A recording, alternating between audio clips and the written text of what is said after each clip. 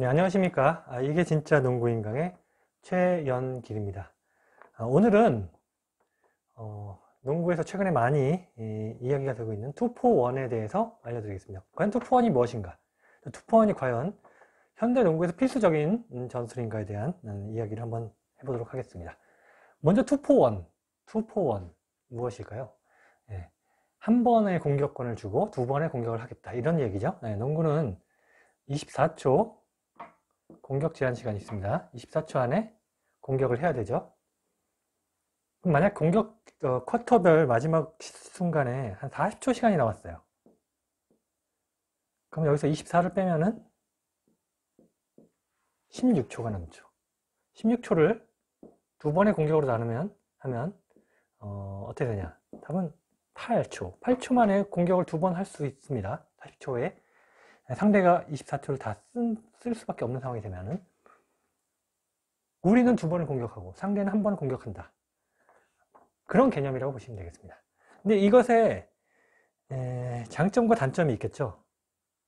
두 번을 공격한다는 것은 상당히 좋은 겁니다. 한 번의 공격을 한다는 것보다 두 배나 더 공격을 많이 할 수 있으니까요. 하지만 8초 이내에 공격을 한다. 만약에 36초 정도 남았다면은 이게 어떻게 되겠습니까? 24초면 12초.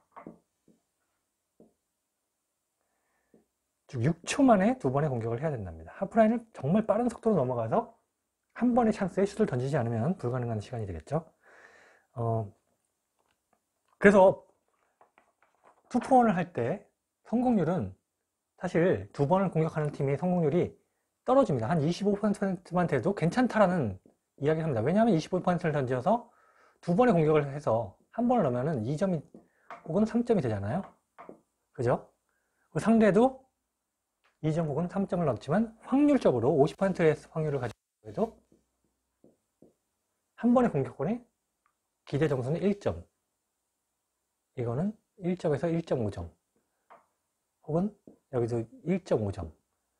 이렇게 되는데 두 번의 공격을 해서 상대보다 더 많은 기회를 얻고 슛을 던지겠다는 개념이 바로 2-4-1이라고 볼 수 있습니다. 하지만 이 2-4-1의 전제 조건이 있겠죠. 빠른 공격을 해야 된다. 전술적으로 사실은 빠른 공격을 해야 된다, 이게 쉽지가 않습니다. 즉 터프샷을 던질 가능성이 굉장히 높아지겠죠. 그래서 NBA 같은 경우에는 2-4-1을 많이 합니다. 왜냐? NBA 선수들이면 퀵샷을 던질 만한 능력이 있기 때문이죠. 예를 들어서 제가 통계적으로 몇 년 전에 기록을 봤을 때, 몇 년 전 정확하게 기억 안 나는데 가장 2-4-1을 많이 하는 팀 포틀랜드였습니다. 포틀랜드. 왜냐? 데미안 릴러드와 CJ 맥컬럼 있죠? 이 선수들이 두 선 중에 한 선수는 거의 코트에 있을 확률이 높고, 마지막 코트에 그 선수들이 빨리 넘어가서 던질 수 있는 능력들이 되기 때문에 그런 2-4-1을 많이 하는 팀 중에 하나라고 알려져 있습니다. 즉 2-4-1을 하기 위해서는 퀵샷을 던질 수 있는 능력이 있는 선수가 있어야 된다. 그렇지 않다면 확률이 떨어지겠죠. 왜냐하면 터프샷을 6초, 8초 안에 넘어가서 수비를 달고 3점 장거리포를 던지던가, 아니면 림 프로텍터가 있는 상황에서 돌파를 해서 레이업을 넣어야 되니까요. 그렇기 때문에 2-4-1을 우리나라 감독들은 빨리 받아들이지는 않고 있습니다. KBL에서는 2-4-1을 하는 것이 NBA보다 현저하게 떨어지고 있죠. 하지만 KBL에서 그렇게 안 하는 건 아닙니다. 간혹합니다. 제가 중계할 때도 2-4-1에 대한 이야기를 몇 번 한 적이 있었을 정도로 2-4-1을 많이 하진 않지만 하기도 합니다. 2019년 농구 월드컵이 열렸죠. 중국에서 열렸습니다. 스페인이 우승을 했고요. 아르헨티나가 준우승을 했습니다. 그 대회를 보면 과연 세계적 흐름에서 2-4-1이 어떻게 되는가, 이거를 알아볼 수가 있겠습니다.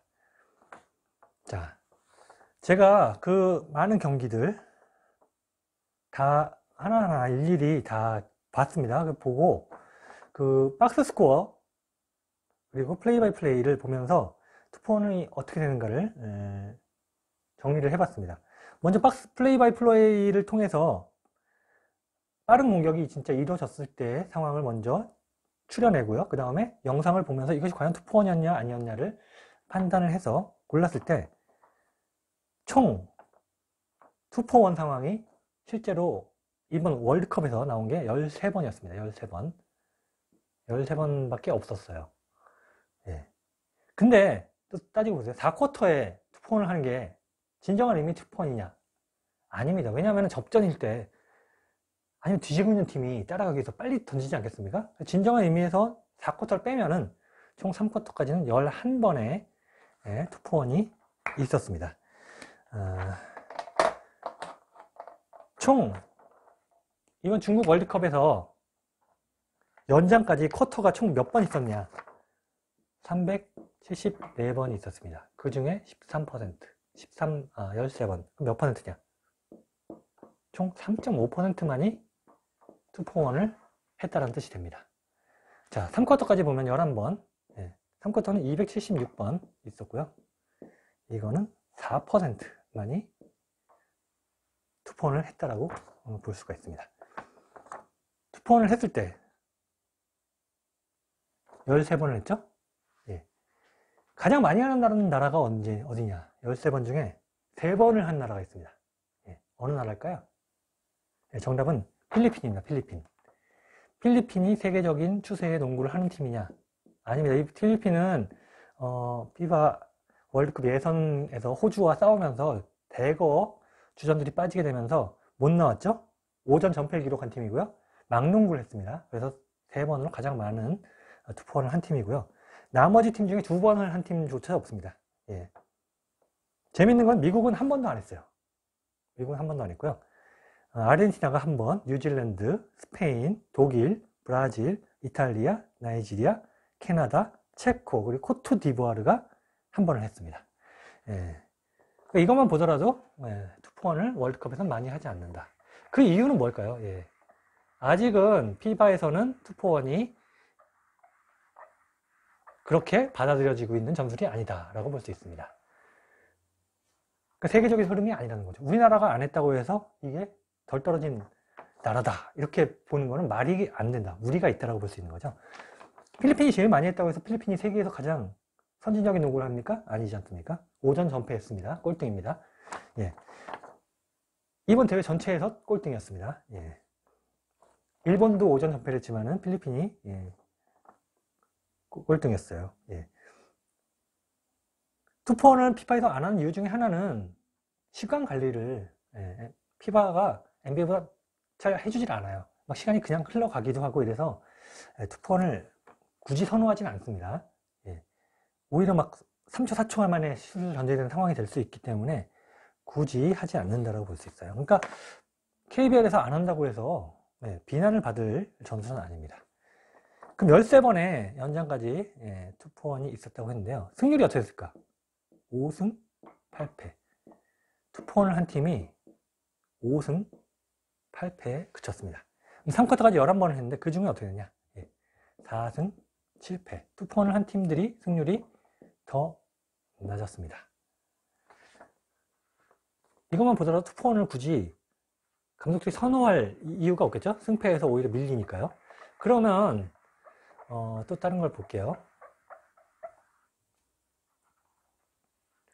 투포원을 통해서 얻은 득점이 총 4쿼터까지 20득점이었습니다. 투포원을 한 팀이. 그럼 실점은 어떻게 되냐? 20실점. 마진은 0입니다. 이걸 또 세부적으로 나누면 투포원을 해서 우리가 얻은 점수 그리고 상대방이 더 얻은 점수가 더 많았을 때 똑같았을 경우가 6번, 더 실점 많이 한 경우가 4번, 그리고 득점을 더 많이 한 경우는 3번. 그러니까 3번만 득점을 더 많이 했고 나머지 다 실패했다는 거예요. 10번은 그 중에 6번은 같았고 4번은 더 많은 실점을 했다는 걸 알 수 있습니다. 투포원을 굳이 하지 않아도 된다는 걸 이렇게 통계적으로도 볼 수 있겠죠. 피바 월드컵에서만 한정되어 있는 이야기입니다. NBA는 얘기가 달라요. 왜냐하면 NBA는 진짜 말도 안 되는 괴물들이 사는 리그이기 때문에요. 그럼 투포원이 됐을 때 첫 번째 득점 성공률은 어떻게 되냐? 투포원을 한 팀이 첫 번째 득점을 했을 경우 13번의 경우 중에 4번을 성공했습니다. 성공률은 30.8%. 나쁘지 않죠?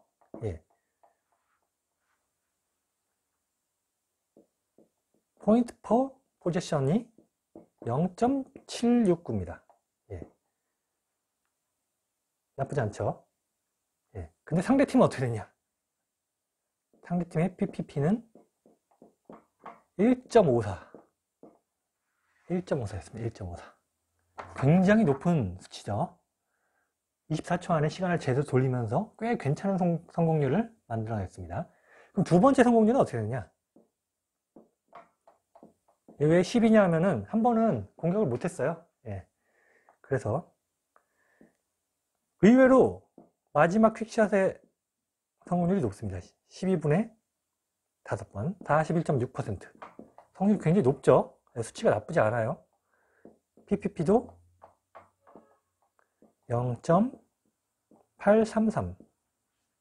그럼 이거 두 개 더하면 어떻게 될까요? 예, 여기다 833을 더하면 1.602. 예, 이거보다 높죠? 할만했다. 이렇게 볼 수도 있겠죠. 하지만 여기서 빠진 한 번, 이 한 번이 있기 때문에, 예, 포지션이 한 번 더 늘어나면 이 수치는 떨어집니다. 결국 아까 설명했듯이 20점과 20점이었기 때문에 포지션별 득점은 큰 차이는 없다 라고 볼 수 있겠습니다. 그럼 3쿼터까지 상황을 한번 볼게요. 3쿼터까지 상황. 3쿼터까지 4쿼터에 그 2포원을 한 것을 제외했을 때 어떻게 되는가를 한번 봅시다. 자, 3쿼터까지 진행이 됐을 때 득점을 18점을 했어요. 실점은 16실점. 플러스 2점이 더 많았죠. 해볼만 했다는 겁니다. 이렇게 되면. 여기서 동점은 5번 있었고요. 더 많은 실점과 더 많은 득점을 했던 것은 또 공이 똑같아요. 3번씩. 3번씩이에요. 그러니까 결과적으로는 이 횟수로 보면 큰 차이는 없었다. 하지만 점수로 볼 때는 플러스 2점으로 해볼만 했다. 이런 결론이 나옵니다. 그러면 이걸 또 성공률 한번 분석을 해볼게요.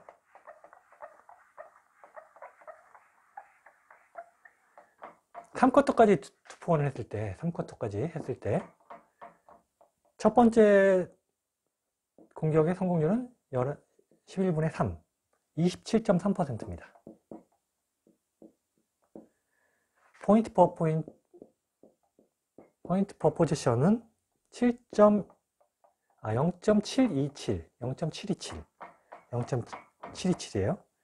그리고 상대팀은 1.45가 나옵니다. PPP가. 그럼 마지막 공격 성공률이 나쁘지 않아요. 45.5%. PPP는 0.909. 생각보다 괜찮은 수치가 나왔죠. 예, 하지만 많이 하지 않았다는 거. 예, 알 수 있습니다. 이걸 보면, 이 수치를 보면 해볼 만은 했어요. 하지만 이게 데이터가 상당히 적기 때문에, 예, 신빙성을 가지기에는, 예, 좀 작다 라고 볼 수가 있습니다.